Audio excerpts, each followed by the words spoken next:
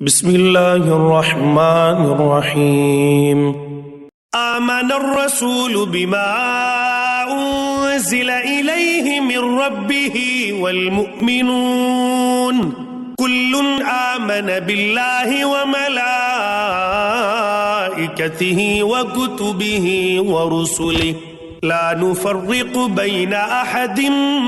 من رسله وقالوا سمعنا وأطعنا غفرانك ربنا وإليك المصير لا يكلف الله نفسا إلا وسعها لها ما كسبت وعليها ما اكتسبت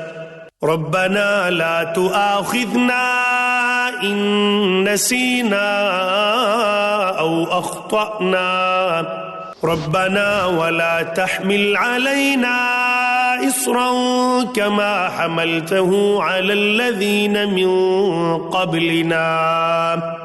ربنا ولا تحملنا ما لا طاقة لنا به واعف عنا واغفر لنا وارحمنا أنت مولانا فانصرنا على القوم الكافرين.